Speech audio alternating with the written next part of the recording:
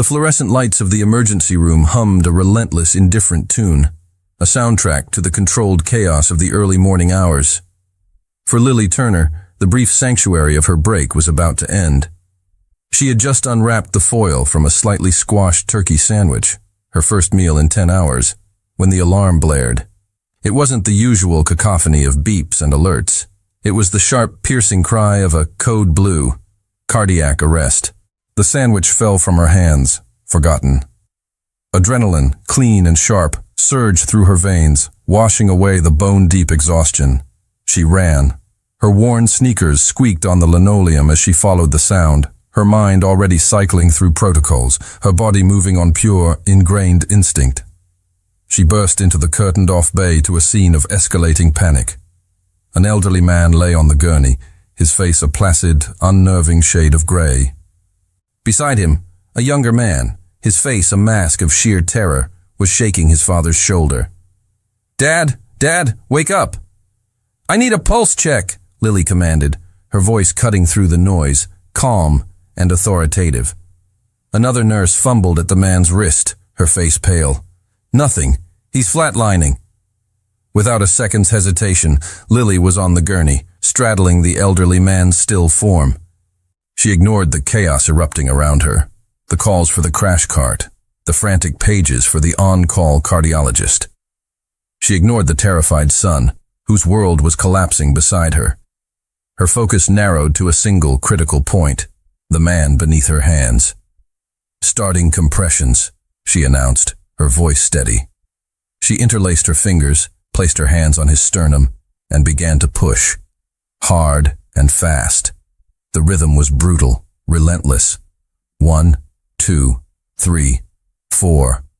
Her arms started to burn, her shoulders screaming in protest, but she pushed through it, pouring every ounce of her strength, her will, into the simple, violent act of forcing a heart to remember its duty. From the corner of the bay, Henry watched, paralyzed. The world had dissolved into a tunnel of surreal horror. One moment, he was reassuring his father, who had been admitted for observation after a dizzy spell. The next, he was watching a stranger, a woman with a fierce, determined expression, rhythmically pushing on his father's chest, fighting to drag him back from the edge of oblivion. He felt useless, a helpless bystander to the most important battle of his life. He could buy companies, move markets, command the attention of world leaders, but in this small, sterile space, he was utterly powerless. All he could do was watch the unknown nurse and pray. Time stretched and warped. Seconds felt like minutes, minutes like an eternity. The rest of the medical team swarmed the bay, a whirlwind of scrubs and equipment. But Lily remained the anchor, the engine at the center of the storm, her compressions never faltering. And then, a flicker on the monitor. A single, beautiful, erratic beep. "We have a rhythm," someone shouted. A collective sigh of relief filled the bay. The team took over, the defibrillator was charged, and the organized chaos of a successful resuscitation continued. Lily finally slid off the gurney, her body trembling with adrenaline and exertion, and faded back, her job done. Later, when the storm had passed and his father, John Walton, was stable in the quiet, dimly lit ICU, Henry stood by his bedside, his hand clutching his father's. His heart ached with a gratitude so profound it was a physical pain. The curtain to the room swished open, and the nurse from the ER walked in. Lily. She moved with a quiet efficiency, her presence a calming balm in the sterile room. She checked the monitors, adjusted a drip, her movements sure and gentle. "I'm doing just fine, son," John said, his voice weak but clear. He smiled, a tired but genuine smile, and his gaze followed the nurse. "I'm being looked after by an angel." Lily's cheeks flushed a pretty shade of pink at the compliment, a small, shy smile touching her lips. "Just doing my job, Mr. Walton." Henry looked at her then, really looked at her. He wasn't seeing a nurse anymore. He wasn't seeing the anonymous woman who had fought for his father's life. He was seeing a person. A woman with kind eyes, a gentle smile, and a strength that had literally stared down death. The gratitude in his chest morphed into something else, something warmer and more complex, a sense of awe, of wonder, and a sudden intense curiosity that left him for the second time that night, completely breathless. The following day, the nurse's station was thrown into a state of cheerful chaos. A floral delivery had arrived, a bouquet so vast and vibrant it seemed to bring a swath of a wild meadow into the sterile hospital hallway. It was a riot of cheerful, unpretentious color, sunflowers with faces turned toward the light, bright white daisies, and sprigs of fragrant lavender. It was conspicuously devoid of the typical red roses or exotic lilies that usually signaled a grand, romantic gesture. This felt different, personal. A small, simple card was tucked into the foliage. Lily pulled it out, her fingers slightly clumsy. The handwriting was strong and clear. "Thank you for giving me more time with my father. Henry Walton." Lily stared at the card, a slow, warm feeling spreading through her chest. In her line of work, gratitude was often expressed in frantic, tearful whispers in the dead of night, or not at all. A gesture this thoughtful, this personal, was a rarity. Her colleagues teased her good-naturedly, but Lily found herself returning to the bouquet throughout her shift, touching a petal, inhaling the fresh, clean scent. It was a small island of beauty in a sea of antiseptic white. Later that evening, John Walton was discharged, his recovery progressing faster than anyone had expected. Lily felt a quiet sense of satisfaction as she signed off on his chart, the successful outcome a balm to her weary soul. She was at home, curled up on her worn-out sofa with a cup of tea and a book she was too tired to read, when her phone buzzed with an unknown number. She almost ignored it, but some instinct made her answer. "Hello? Lily? It's Henry Walton." His voice was even warmer and richer over the phone, a low, pleasant timbre that sent an unexpected shiver down her spine. "Oh, Mr. Walton. Hello," she said, sitting up a little straighter. "I hope your father is settling in well at home." "He is, thank you. And he's already complaining about the food, so I know he's on the mend," he said, a hint of laughter in his voice. The sound was easy and genuine. "I'm calling to thank you again. The flowers didn't feel like enough." "They were beautiful," she said sincerely. "But you really don't have to thank me. I was just doing my job." It was her standard reply, the one she used to deflect praise and maintain a professional boundary. There was a pause on the other end of the line. "I know you're going to say that," he said, his tone shifting, becoming more serious. "But what you did, it wasn't just a job. You were the calm in the middle of a hurricane. You were extraordinary, and I would like to thank you properly." He took a breath. "Would you have dinner with me?" The question caught her completely off guard. Her world was one of 12-hour shifts, bodily fluids, and life-or-death decisions. It was not a world of dinner dates with the handsome, well-to-do sons of grateful patients. It felt inappropriate, complicated. "Oh, that's very kind of you, but it's not necessary, really," she began, already formulating a polite refusal. "I'm glad I could help, and that's thanks enough." "Please," he insisted, his voice soft but persistent, cutting through her practiced deflection. There was no trace of the entitled arrogance she might have expected from someone of his obvious means. There was only a sincere, compelling earnestness. "Just one dinner, so I can properly thank the woman who saved my father's life." His sincerity was disarming. It bypassed her professional defenses and touched something deeper. This wasn't a man trying to impress her. It was a son, filled with a profound and simple gratitude. Against her better judgment, against all the rules of hospital propriety she usually followed, a slow smile spread across her face. "Okay, Mr. Walton," she heard herself say, a note of amusement in her own voice. "Just one dinner." Preparing for the dinner felt strangely momentous. Lily stood before her small closet, a wave of insecurity washing over her. Her wardrobe consisted mostly of comfortable scrubs, worn-in jeans, and a handful of simple dresses reserved for rare social occasions.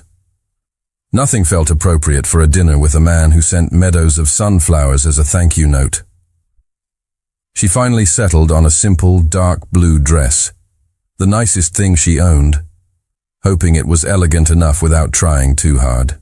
She was expecting a taxi or a rideshare service, so when a sleek, dark gray Aston Martin, a car that looked more like a panther ready to pounce than a mode of transportation, pulled up in front of her modest apartment building, her jaw nearly hit the pavement. Henry stepped out from the driver's side. He wasn't in a stuffy suit as she might have imagined, but in tailored dark trousers and a crisp, open-collared white shirt under a soft gray blazer. The absence of a tie made him look relaxed, approachable, and even more devastatingly handsome than he had in the harsh lighting of the hospital. He smiled as he saw her, a warm, genuine smile that immediately put her at ease. "You look beautiful, Lily," he said, his voice a low murmur as he opened the passenger door for her. The compliment, so simply and sincerely delivered, made her blush. "You clean up pretty well yourself, Mr. Walton," she retorted, a playful note in her voice. "Henry," he corrected her gently. "Please." The drive was smooth, the car's interior a cocoon of soft leather and quiet power. He drove with an easy confidence, navigating the city streets while making effortless small talk, asking about her day, making her laugh with a story about his father's stubborn refusal to follow his doctor's dietary advice. He pulled up in front of Aria, a name Lily had only ever read about in glossy magazines.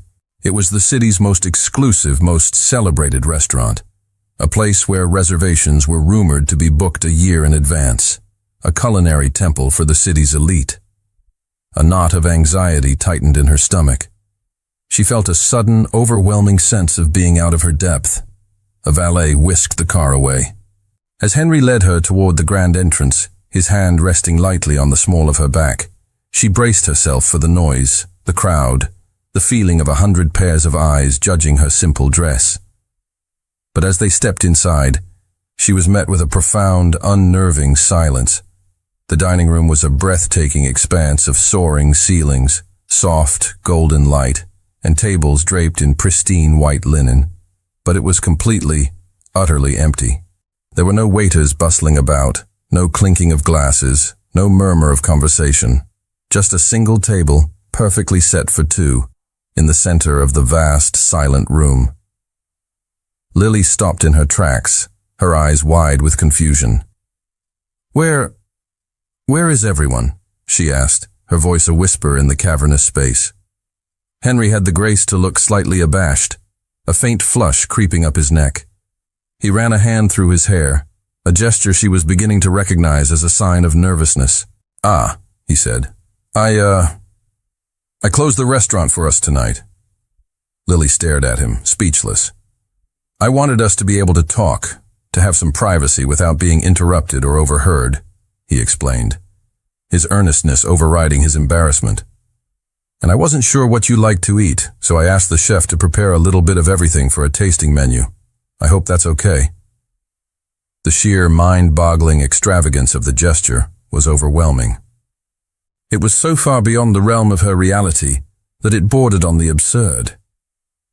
People didn't just close Aria, but the intention behind it, the sweet, almost naive desire to ensure her comfort and privacy, was so incredibly thoughtful, it made her heart ache. She stood there, caught between awe and a terrifying awareness of the chasm between their worlds. No one had ever done anything like this for her. No one had ever made her the singular focus of such a grand, impossible gesture.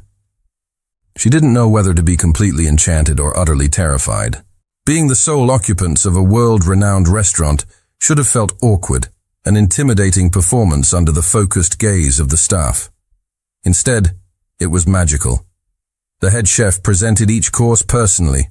The sommelier explained each wine pairing with quiet reverence, and the service was so discreet and seamless that it felt as if the food simply appeared. The meal itself was a symphony of flavors, the most exquisite food Lily had ever tasted. But it quickly became secondary.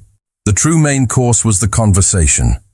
With the distractions of a crowded restaurant stripped away, there was only him. And he was captivating. He was funny, his humor dry and self-deprecating. He was brilliant, speaking about art and history with a quiet passion. But most of all, he was an incredible listener. He asked about her, not with the polite, superficial curiosity she was used to, but with a genuine, focused interest that made her feel like the most fascinating person in the world. He asked about nursing school, about the challenges and triumphs of her job. He didn't flinch when she described the gritty, often heartbreaking reality of the ER. Instead, he listened with a deep, empathetic respect. He asked about her dreams, and she found herself telling him about her vague, half-formed desire to one day work in pediatric oncology, a field that required a level of emotional resilience most people couldn't fathom. "It must take a special kind of strength to bring so much light to such a dark place," he said, his gaze full of an admiration that made her feel truly seen.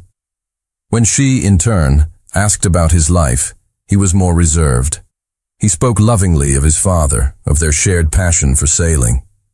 He mentioned the family business, describing it vaguely as a logistics and shipping enterprise his grandfather had started. He made it sound modest, almost quaint.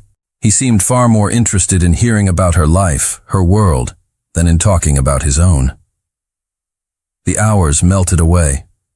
By the end of the night, her cheeks ached from smiling, and she felt a comfortable, easy connection with him that she hadn't felt with anyone in a very long time. He drove her home, the comfortable silence in the car filled with the pleasant hum of a perfect evening. He walked her to the door of her apartment building, the gesture simple and gentlemanly. "I had a wonderful time, Lily," he said, his voice soft in the quiet of the night. "Me too, Henry," she replied, and she meant it more than she could say. He didn't try to kiss her. He simply held her gaze for a moment, a silent promise of something more, before giving her a small smile and walking back to his car. She watched him drive away, her heart fluttering with a hopeful, happy energy. Back in her apartment, buzzing from the night, she kicked off her shoes and curled up on the sofa. A nagging curiosity, a need to ground the magical evening in some sort of reality, took hold. She pulled out her laptop. She typed his name into the search bar, Henry Walton. She clicked enter. The results loaded, and she sat up straight, her heart beginning to pound. The screen was flooded with headlines from financial journals, society pages, and international news outlets. Heir to Walton Global Enterprises, Henry Walton, to speak at Davos. The state's most elusive billionaire. Who is Henry Walton? The Walton legacy, a shipping empire valued at over $432 billion. Photos of him appeared, not the relaxed, smiling man she had just had dinner with, but a more serious, formidable figure stepping out of private jets, shaking hands with world leaders, standing beside his father at the opening of the New York Stock Exchange. Lily felt the air leave her lungs. Her hands started to tremble. The man she had just shared a funny, intimate, and surprisingly normal dinner with wasn't just a grateful son. He wasn't just in logistics. He was the heir to one of the largest private fortunes on the planet. The grand, absurd gesture of closing the restaurant suddenly snapped into sharp, terrifying focus. For him, it wasn't a grand gesture. It was a Tuesday. She had just been on a date with a billionaire, a kind, humble, funny, secret billionaire, and he hadn't said a single word. Lily didn't sleep well. Her mind replayed the evening, superimposing the headlines and the staggering numbers over the memory of his easy smile and sincere eyes. The two versions of Henry Walton, the humble, grateful son and the multi-billionaire heir, were impossible to reconcile. She felt a confusing mixture of awe, intimidation, and a surprising pang of disappointment. The simple, genuine connection she had felt seemed tainted now, complicated by a reality she couldn't comprehend. Her phone rang late the next morning, while she was trying to distract herself with laundry. His name flashed on the screen, and her heart did a nervous little jump. She took a deep breath and answered, determined to be direct. Hello? Hi, Lily. It's Henry.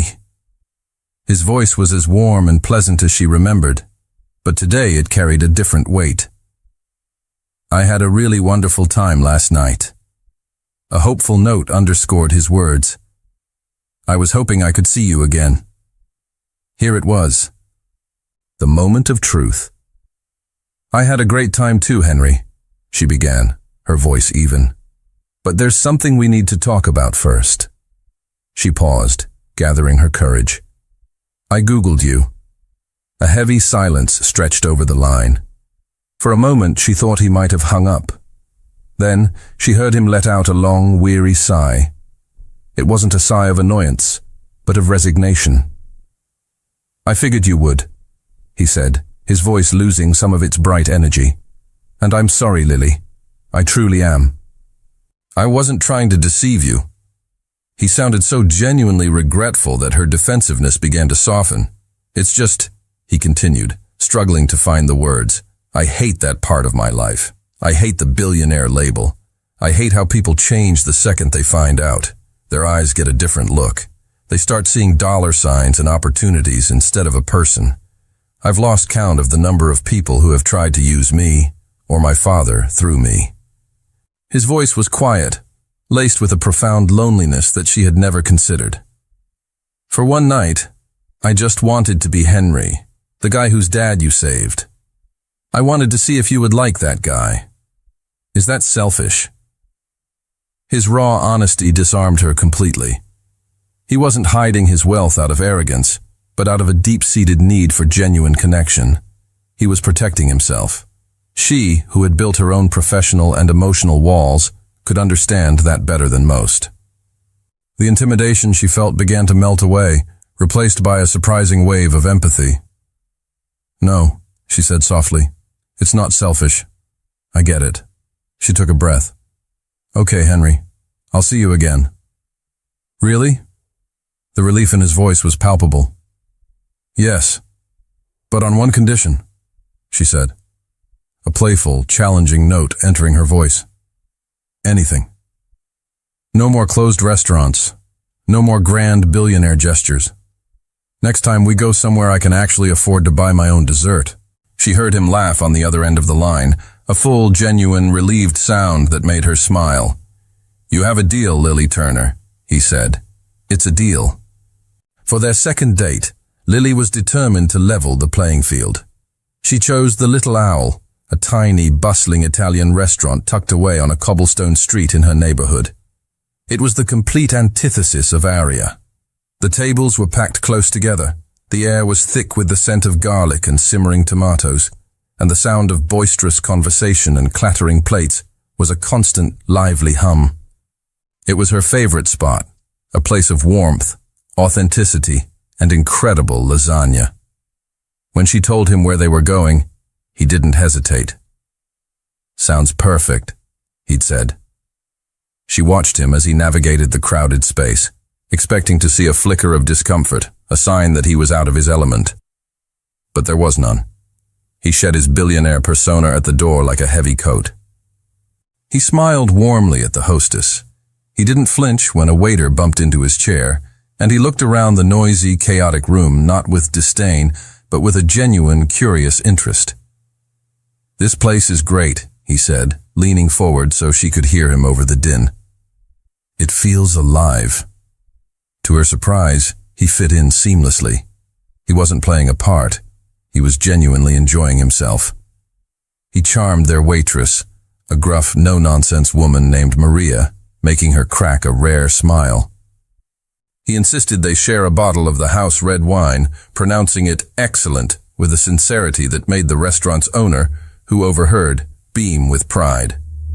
He was just Henry, a man enjoying a good meal with a woman he was interested in. The illusion was so perfect, so complete, that when it shattered, the effect was jarring. Lily, hey, a familiar voice cut through the noise. It was Mark, one of the senior residents from the hospital, a good-natured but notoriously gossipy doctor. He was at a nearby table with his wife. Mark, hi, Lily said, a little flustered by the interruption. Mark's eyes slid from Lily to the man sitting across from her. "Didn't know you'd be in this part of town. And who's your friend?" he asked, his tone friendly and casual. "Mark, this is Henry. Henry, this is my colleague, Dr. Mark Chen," she said, making the introductions. "Henry." "Walton?"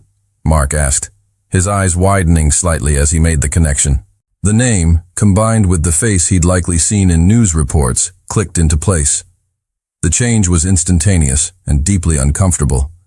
Mark's relaxed posture straightened. His casual smile became more deferential, more strained. "Mr. Walton, it's an honor, sir," he gushed, his tone shifting from that of a peer to that of an inferior. "I've read all about your family's philanthropic work with the city's hospitals. It's truly remarkable." Henry's smile became a little tighter, a little more polite. "Thank you, Doctor. My father believes in giving back to the community." The conversation was brief, but the damage was done.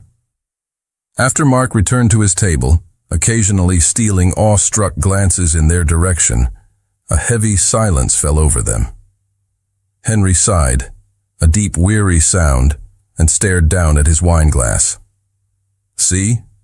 he said quietly, not with anger, but with a profound, heartbreaking sadness. "That's what I was talking about." He looked up at her, and his face was stripped of the easy charm from moments before. In its place was the tired, lonely expression of a man who constantly had to question if people were seeing him, or the name and the fortune that followed him like a shadow. For the first time, Lily truly understood. It wasn't just about avoiding gold diggers. It was a fundamental, exhausting loneliness, a constant battle to be seen for who he was. And in that moment, her heart went out to him, a wave of empathy so strong it felt like it could bridge the vast, impossible distance between their two worlds. A week later, it was Henry's turn. "There's a charity gala my family's foundation is sponsoring," he'd explained over the phone, his voice hesitant. "It's for the children's hospital. I have to go. I was wondering if you would come with me." He rushed to add, "No pressure at all. Just as my date. It would just be nice to have you there." And so, Lily found herself stepping into a world she had only ever imagined. The gala was held in a grand museum, its marble halls transformed into a glittering forest of ice sculptures and cascading floral arrangements. The air hummed with the quiet clinking of champagne flutes and the murmur of conversations about stock portfolios and summering in the Hamptons. It was a sea of designer gowns, jaw-dropping jewelry, and practiced predatory smiles. Lily felt like a sparrow that had accidentally flown into an aviary of exotic peacocks. Her dress, a simple but elegant navy blue gown she'd bought from a high-end department store after much agonizing, had felt beautiful in the shop. Here, it felt painfully plain. She clutched her small handbag like a shield, acutely aware of the subtle, appraising glances being sent her way. Henry, however, was her anchor. He seemed to sense her unease, his hand a constant reassuring presence on the small of her back. He navigated the room with a quiet authority, his posture relaxed but commanding. He was in his element, yet he made her feel like she was the only person in the room, leaning in to whisper a witty observation about a particularly ostentatious guest or steering her toward a quiet corner when he sensed she was feeling overwhelmed. The inevitable confrontation came near the silent auction tables. A woman with a surgically tightened face and diamonds dripping from her ears glided toward them. Her eyes raked over Lily's simple dress with a look of barely concealed disdain. "Henry, darling," the woman purred, ignoring Lily completely. "I almost didn't recognize you without a Beaumont on your arm." She then turned her critical gaze fully on Lily. "And who is this quaint little thing you've brought?" "This is Lily Turner," Henry said, his voice dangerously smooth, his arm tightening protectively around Lily's waist. The woman's eyes did another slow, insulting sweep of Lily's dress. "Turner," she mused. "I don't believe I know that name. And that dress, I simply must know the designer. It's so brave, to be so understated." The insult was wrapped in a veneer of false curiosity, making it all the more venomous. Lily felt a hot flush of humiliation creep up her neck. She was about to stammer something, anything, when Henry spoke. His voice was calm, almost conversational, but it cut through the air like a shard of ice. "Lily's dress isn't from a famous designer, it's true," he said, looking directly at the woman, his eyes cold. "She's a nurse. She prefers to spend her time and energy saving people's lives, not worrying about price tags and brand names." He paused, letting the words sink in. "It's one of the many, many things I admire about her." The socialite's perfectly painted smile froze on her face. She was left speechless, utterly defeated by a logic her superficial world couldn't comprehend. Without another word, Henry took Lily's hand. "Excuse us," he said, not to the woman, but to the air around her. He led Lily away from the crowd, through a set of glass doors, and out onto a quiet, moonlit terrace overlooking the city. The cool night air felt wonderful on her hot cheeks. Her heart was hammering in her chest, a chaotic mix of lingering humiliation and a soaring, fierce gratitude. "I'm sorry," Henry said, his voice tight with anger. "I shouldn't have brought you here." "I'm so sorry she said that to you." "Don't be sorry," Lily whispered, turning to face him. The city lights glittered behind him, creating a halo around his silhouette. "Thank you." In that moment, under the vast, starry sky, the chasm between their worlds seemed to vanish. There was no billionaire, no nurse. There was just a man who had defended her with a fierce, intelligent loyalty, and a woman who was realizing, with a terrifying, thrilling certainty, that she was falling for him. The terrace was a quiet sanctuary, a world away from the glittering chaos inside. The distant sounds of the orchestra and the city's gentle hum were a soft, muted backdrop to the charged silence that had fallen between them. Lily's heart was still beating a rapid, unsteady rhythm, not from the socialite's insult, but from Henry's defense. She looked at him, really looked at him, in the soft glow of the moonlight. The anger had faded from his face, replaced by a look of sincere, anxious concern for her. "Did you really mean it?" she asked, her voice barely a whisper. "What you said in there, about admiring me?" He stepped closer, the space between them shrinking until she could feel the warmth radiating from his body. He reached out and gently tucked a stray strand of hair behind her ear, his fingers lingering for a fraction of a second against her skin. The simple touch sent a jolt of electricity through her. "I meant every word, Lily," he said, his voice low and serious, his gaze so intense it felt like a physical touch. "In my world, everything is a transaction. People are valued for their name, their connections, their net worth. It's exhausting. It's hollow." He looked into her eyes, and she saw a raw vulnerability there that he showed to no one else. "And then there's you. You're real. You're compassionate and strong, and you dedicate your life to helping people without asking for anything in return. You're the most impressive, most genuine person I have met in years." He took a shaky breath, the confession he was about to make clear on his face. "I asked you to dinner to thank you for saving my father," he whispered, his voice growing thick with an emotion he could no longer contain. "That was the truth. But it's not the whole truth." He moved closer still, his other hand coming up to gently cup her cheek. "The whole truth, Lily, is that I keep asking you out, because I can't stop thinking about you. From the moment I saw you in that ER, so calm and so fierce, you took my breath away, and you haven't given it back since." The world seemed to stop. There was no gala, no city, no chasm between their lives. There was only the look in his eyes, the warmth of his hand on her skin, and the undeniable truth of his words. He lowered his head, his gaze dropping to her lips, giving her every opportunity to pull away. She didn't. She couldn't. She leaned into his touch, her eyes fluttering shut. He kissed her. It wasn't a kiss of explosive, demanding passion. It was tender, questioning, and filled with all the pent-up wonder and admiration he had just confessed.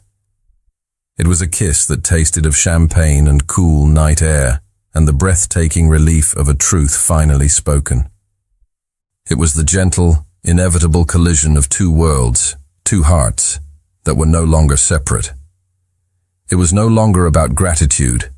It was no longer about different worlds. In the quiet magic of that first kiss, it was simply about a man and a woman who were undeniably and irrevocably falling in love. The magical bubble of the terrace, the perfect, private moment of their first kiss, burst before the sun even rose. Lily woke to the insistent buzzing of her phone on the nightstand. It wasn't her alarm. It was a cascade of text messages, one after another, from her friends and colleagues. "OMG, Lily, is this you? You're on the cover of the Daily Goss." With a sense of dread, she unlocked her phone. The first thing she saw was a photo. It was grainy, clearly taken from a distance with a long lens camera, but it was unmistakable. It was her and Henry on the terrace, locked in their first kiss. The city lights glittered romantically behind them, creating a perfect storybook image. The headline above it was anything but romantic. "The Recluse and the Nurse, Billionaire heir Henry Walton's mystery woman revealed." Her heart sank. She clicked on the article. It was a breathless piece of speculative gossip, piecing together the few facts they had: her name, her profession, the fact that she had been the nurse on duty when his father was admitted to the hospital. They painted a narrative of a whirlwind, unlikely romance, a real-life Cinderella story. And suddenly, her quiet, anonymous life was over. The hospital, once her sanctuary, became a gauntlet. Colleagues stopped her in the hallway, their questions a mixture of genuine curiosity and thinly veiled envy. Patients' families looked at her differently, with a new, uncomfortable awe. She felt like an exhibit in a zoo, her life no longer her own. The worst part was the paparazzi. A handful of them were camped out across the street from the hospital entrance, their long lenses pointed like sniper rifles. They followed her when she left her shift, shouting questions, their camera flashes like small, aggressive explosions. "Lily, is it true you're dating Henry Walton? How does it feel to be dating a billionaire? Is it love, or are you after his money?" She hated it. She hated the intrusion, the assumptions, the way her life, her character, her very real feelings for Henry were being twisted into a cheap, sensationalized story for public consumption. Henry was furious. When he called her, his voice was tight with a cold, protective rage. "I'm so sorry, Lily. I have my legal team drafting a cease and desist. We'll issue a statement demanding privacy. We'll sue them for harassment." His instinct was to fight, to use his immense power and resources to crush the problem. But Lily, whose life had been about de-escalating chaotic situations, knew that would be like pouring gasoline on a fire. "No, Henry," she said, her voice calm and steady despite the turmoil she felt inside. "Don't. Please." "What? Why not? They're harassing you." "Because that will only make it a bigger story," she explained patiently. "A statement, a lawsuit, that confirms there's something to talk about. It feeds the beast. The best way to kill a story like this is to starve it of oxygen. We just ignore it. We live our lives. Eventually they'll get bored and move on to someone else." There was a silence on the other end of the line. He was a man used to taking decisive, powerful action. The idea of doing nothing was completely foreign to him, but he heard the quiet strength and wisdom in her voice. "Okay, Lily," he said finally, a note of awe in his voice. "Okay, we'll do it your way." He agreed, but she could hear the worry still lingering in his tone. He was terrified. Not of the press, not of the gossip, but of the very real possibility that his world, with all its ugly, intrusive baggage, was about to swallow hers whole. And he feared it might be the one thing he was powerless to stop. The media storm, though unnerving, eventually began to subside, just as Lily had predicted. Their strategy of quiet dignity worked. They continued to see each other, opting for quiet nights in their respective apartments rather than public outings, their bond deepening in the shared sanctuary they created away from prying eyes. A few weeks later, Henry invited her for a Sunday dinner at the Walton estate. The atmosphere was completely different from her first, tense visit. John Walton, now fully recovered, and his old, vibrant self, treated Lily not as a guest, but as a cherished member of the family. He seated her next to him at the grand dining table, regaling her with embarrassing stories of Henry's childhood. "I'm telling you, Lily," John said, his eyes twinkling as he raised his wine glass. "This boy was a sullen cloud of gloom before you came along. To Lily," he toasted, his voice thick with genuine affection, "for bringing the sunshine back into my son's life." Henry blushed, a rare and endearing sight, as he smiled at Lily across the table. In that moment, surrounded by warmth and acceptance, Lily felt a profound sense of peace, a feeling of belonging she had rarely known. The idyllic scene shattered in an instant. In the middle of a laugh, John's expression changed. His hand flew to his chest, his face contorting in pain. A strangled gasp escaped his lips, and before anyone could react, he slumped forward in his chair, unconscious. The world dissolved into chaos. Henry's mother screamed. Henry froze, the color draining from his face, the horror of the ER repeating itself. But Lily didn't freeze. Her training took over, a calm, clear voice cutting through her own panic. "Henry, call 911 now," she commanded, already moving, gently lowering John to the floor. "He has a pulse, but it's thready. We need to keep him stable." She worked with a focused, professional calm, monitoring his breathing, loosening his collar, being the anchor in the storm until the paramedics arrived. At the hospital, the news was a mixture of relief and dread. John had suffered a second, milder heart attack. He was stable, but the doctors wanted to keep him for several days of observation and testing. Henry was shaken to his core, the terrifying fragility of his father's life once again laid bare. Lily stayed with him, her hand a constant, steady presence in his, her quiet strength his only solace. The next day, while Henry was at the hospital with his father, Lily's phone rang. It was her best friend Sarah, and her voice was a frantic, panicked whisper. "Lily? Oh God, I'm so glad you answered. I'm freaking out," Sarah cried. "My period is late. Like really late. I think I might be pregnant. I'm too scared to even buy a test. I'm too scared to find out by myself. Can you please come with me?" Lily's heart went out to her friend. "Of course," she said immediately, her own exhaustion and stress forgotten in the face of her friend's panic. "I'm on my way. We'll figure this out together." They met at a large anonymous chain pharmacy downtown. Sarah was pale and trembling, so Lily took charge. "Stay here, I'll get it," she said reassuringly. She walked down the aisle, her mind a million miles away, thinking about John Walton, about Henry, about her friend's terror. She grabbed a pregnancy test from the shelf, a simple box, and walked to the front of the store. To calm her friend's nerves, she even offered a small, reassuring smile as she paid the cashier. She didn't notice the beat-up sedan parked across the street. She didn't see the glint of a long-range camera lens.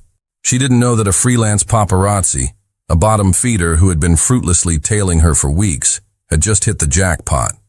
The photo was perfect, clear, undeniable, and utterly damning. Lily Turner, the billionaire's new girlfriend, standing at a pharmacy counter buying a pregnancy test. The explosion came the next morning. Lily woke up to her phone vibrating itself off the nightstand, a relentless, furious buzzing that signaled something was terribly wrong. With a sense of deep foreboding, she reached for it. The screen was a nightmare. Dozens of notifications, all linking to the same story, from every corner of the internet's gossip machine. The headline, splashed across the top of a sleazy tabloid's website, was a masterpiece of malicious insinuation. "Gold digger's gambit? Henry Walton's nurse girlfriend buys pregnancy test as billionaire father fights for his life." Below it was the photo. Her at the pharmacy counter, the box clearly visible in her hand, a small, innocent smile on her face that the article twisted into a look of cunning triumph. Her blood ran cold. She felt a wave of nausea so intense she had to sit on the edge of her bed. The article was a work of pure poison. It painted her as a conniving, opportunistic predator, a gold digger who had deliberately chosen a moment of family tragedy to trap her billionaire boyfriend. They twisted her profession, her act of saving John's life, into the first step of a calculated seduction. They took a simple act of friendship, helping Sarah, and warped it into a sinister plot. The world, which had briefly felt full of hope and warmth, turned ugly and hostile in an instant. She had to see Henry. She had to see John. She threw on clothes, her hands shaking so badly she could barely button her jeans, and drove to the hospital, a place that had always been her sanctuary, but now felt like the scene of a crime. The moment she stepped out of her car in the hospital parking garage, they descended. It was like a scene from a horror movie. A swarm of paparazzi, far more aggressive than before, materialized from behind cars and pillars, surrounding her, shoving cameras and microphones in her face. "Miss Turner, is it true you're pregnant? Are you trying to trap Henry Walton with a baby? How could you do this while his father is sick? Do you have any shame?" The questions were like physical blows. The flashing lights were blinding, disorienting. She felt trapped, suffocated, her breath coming in ragged gasps. She put her hands up, trying to shield her face, trying to push through the wall of bodies. Suddenly, a furious roar cut through the chaos. "Get away from her!" It was Henry. He burst through the pack of photographers like a force of nature, his face a mask of pure, murderous rage. He didn't touch anyone, but his presence, his fury, was so palpable that the aggressive pack actually stumbled back. He wrapped a protective arm around Lily, pulling her tight against his side, and forged a path through the stunned crowd, his body a shield between her and the cameras. He practically bundled her into his car, slamming the door shut on the cacophony. Inside the silent, leather-lined interior, the adrenaline drained away, leaving only a hollow, trembling shock. The vicious words, the blinding flashes, the feeling of being hunted. It all crashed down on her. "I can't do this, Henry," she whispered, the words fractured by sobs she could no longer control. Tears streamed down her face, hot and bitter. "I'm not strong enough for this world." She looked at him, her eyes full of a despair that shattered his heart. "They turned me into a monster." The penthouse, once a symbol of a world she found intimidating, now felt like the only safe harbor in a raging storm. Henry led her inside, his arm never leaving her shoulders, his touch a steady, grounding presence. He sat her down on the plush sofa, knelt before her, and gently wiped the tears from her cheeks with his thumbs. "I'll fix this, Lily," he said, his voice a low, fierce promise. "I will destroy them. I'll have my lawyers bankrupt every single one of those tabloids. I'll make sure the photographer who took that picture never works again. I will burn their world to the ground for what they did to you." His protective fury was a powerful, comforting balm. But as she looked into his angry, determined eyes, she knew it wasn't the answer. His world fighting back against itself would only create a bigger war, and she would be forever trapped in the middle. She took a deep, shuddering breath, finding a sliver of the calm she reserved for her most critical patients. "No, Henry," she said, her voice quiet but firm. She placed her hand over his. "You can't." He stared at her, confused. "Why not? They can't get away with this." "This isn't about them," she explained, her heart aching with the truth she was about to speak. "This is about me. I became a nurse to help people, to be a quiet, steady presence in the middle of their chaos. My purpose is to heal, to soothe." She looked around the magnificent apartment, at the glittering city beyond the glass. "And now, because of my connection to you, I am the chaos. I'm the source of pain and stress for you, for your family. I'm a headline, a scandal. I look in the mirror, and I don't recognize the person I've become in this world. The words hurt to say, but they were true. The joy, the love, the incredible connection she felt with him was being poisoned by the toxic ecosystem that surrounded his life. I need a break, she said, the words feeling like shards of glass in her throat. I need to step away from all of this, from the cameras, the gossip, from your world. I need to find myself again. Is this you breaking up with me? He asked, his voice hollow, a look of raw panic in his eyes. No, she whispered, tears welling up again. I love you, Henry. I think that's the only thing I'm sure of right now. This isn't about you or us. It's about me. I'm losing myself, and if I let that happen, I'll have nothing left to give you anyway. He saw the profound, unshakable pain in her eyes. He saw that this wasn't a negotiation or a plea for reassurance. It was a desperate act of self-preservation, and to deny her that would be the cruelest act of all. Devastated, but loving her enough to respect her need, he nodded slowly. Okay, Lily, he said, his voice thick with an emotion he couldn't hide. I understand. He squeezed her hand. I'll wait. However long it takes. I'll be right here. She went back to her small, quiet apartment that night. The silence she had once cherished now felt cavernous, deafening. It was no longer a peaceful retreat, but a hollow reminder of what she had lost. 2 weeks passed, 2 weeks of hollow days and long, sleepless nights for both of them. For Lily, every quiet moment was filled with the memory of his laugh, his touch. For Henry, the sprawling penthouse felt like a tomb. The privacy and order he had once valued above all else were now just loneliness and emptiness. He realized, with a clarity that was both painful and absolute, that a quiet life meant nothing without her to share it with. One night, staring out at the city lights that now seemed cold and distant, he couldn't stand it anymore. He couldn't wait. He couldn't let the poison of his world win. He grabbed his car keys, his heart pounding with a new, fierce resolve. He wasn't going to let her fight this battle alone. He wasn't going to let her retreat. He was going to fight for her, for them, no matter what the press or his family or the entire world had to say about it. The sharp, insistent buzz of her apartment's intercom cut through the heavy silence of the evening. Lily's heart leaped into her throat. No one ever buzzed her apartment unannounced. With trembling hands, she pressed the talk button. Hello? It's me. Henry's voice, low and slightly distorted through the small speaker, was all it took. A wave of longing so intense it made her dizzy washed over her. Let me come up, Lily, he said. It wasn't a demand, but a plea. Please. She buzzed him in, her mind racing. When she opened her door, he was standing there, looking tired and drawn, but with a fire of determination in his eyes she had never seen before. I know you asked for space, he said immediately, before she could speak. And I tried. I really did. But it's impossible.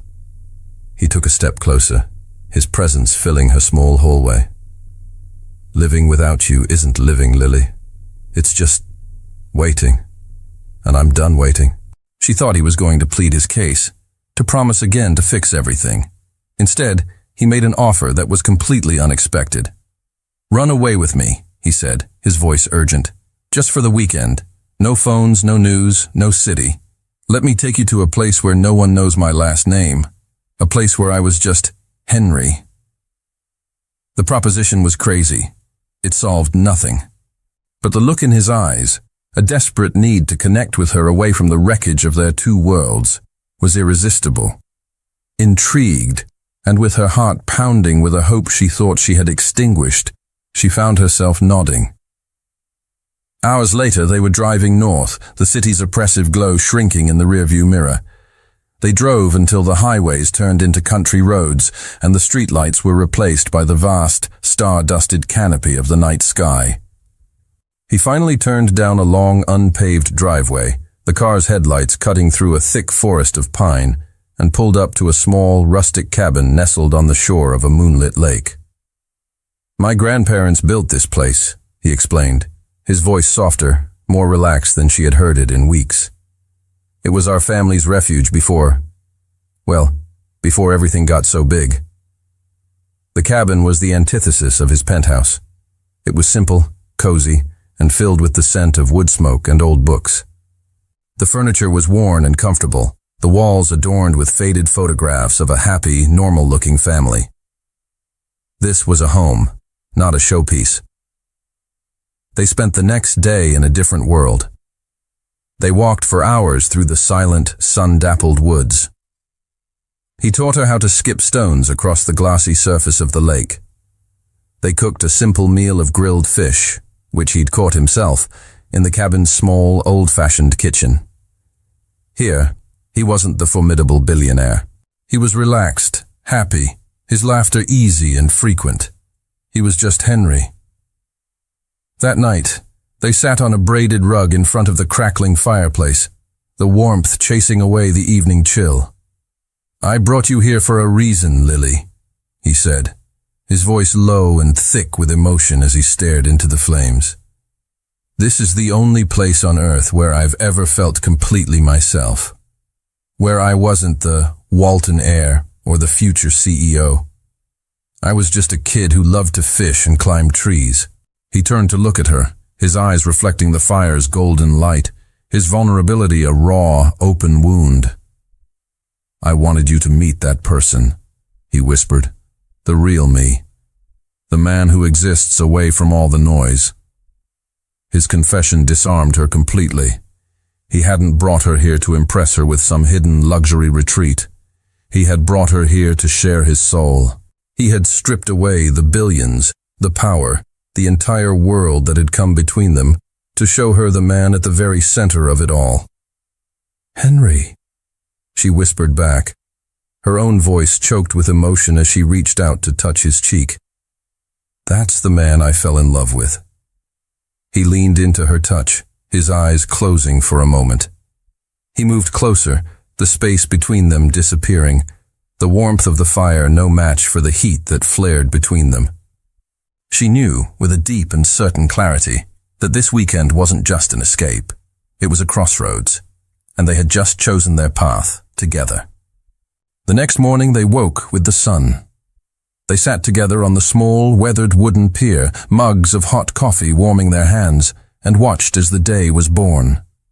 A low-lying mist hovered over the still, glassy surface of the lake, creating a magical, ethereal world that felt entirely their own. The only sounds were the gentle lapping of water against the pilings and the distant call of a loon. "I don't want this weekend to end," Henry said, his voice a quiet murmur that seemed to blend with the morning's profound peace. He looked at her, his expression open and serious. "I don't want us to end." He set his mug down on the pier and turned to face her fully, taking her free hand in his. His palm was warm, his grip steady. "I know my world is complicated," he began, his gaze unwavering. "I know it's loud and intrusive and scary, and I know I dragged you into a storm you never asked for. I spent so long trying to protect my privacy, to keep that world at bay, and all I ended up with was a quiet, empty life." He squeezed her hand, his voice growing thick with emotion. "And then you came along, and you're the calm, Lily. You're my calm in the middle of all of it. The chaos doesn't matter when I'm with you." He took a deep breath, his heart in his eyes. "I don't want to be the reclusive billionaire anymore. I don't want to be the Walton heir. I just want to be the man who gets to love you, the man who gets to build a life with you, whether it's in a penthouse in the city or a cabin in the woods." His words, his sincerity, the sheer, unvarnished truth of his love brought tears to her eyes. "Lily Turner," he said, his voice dropping to a near whisper, full of a hope that was both terrifying and beautiful. "Will you marry me?" He opened his other hand.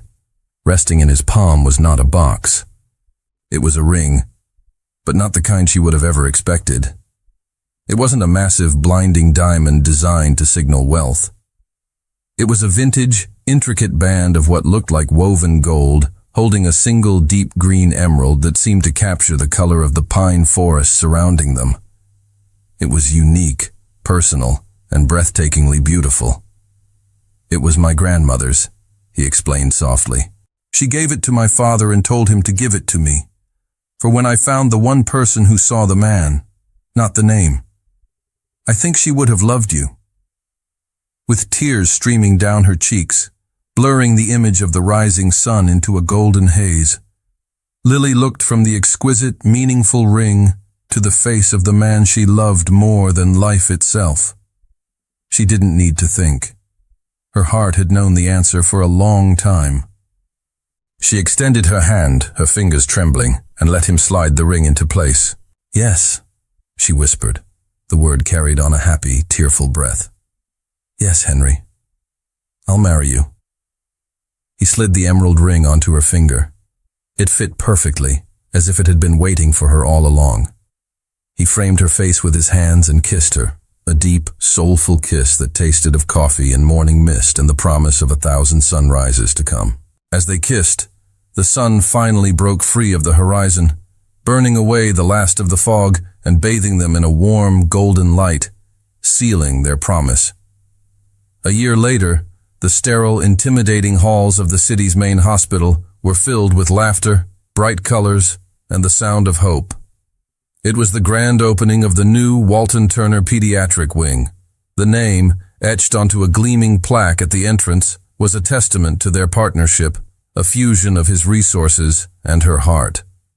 Lily stood beside Henry, not as a guest or a +1, but as a driving force behind the project. She had left the frantic, reactive world of the ER and, with Henry's full support, had helped create and now led the hospital's new patient and family wellness program. Her new role was to be the calm, the advocate, the source of comfort for families navigating the terrifying chaos of a child's illness. She was doing the work she was born to do, on a scale she had never imagined. John Walton, looking healthier and happier than ever, beamed with pride as he cut the ceremonial ribbon. He pulled Lily into a fierce hug.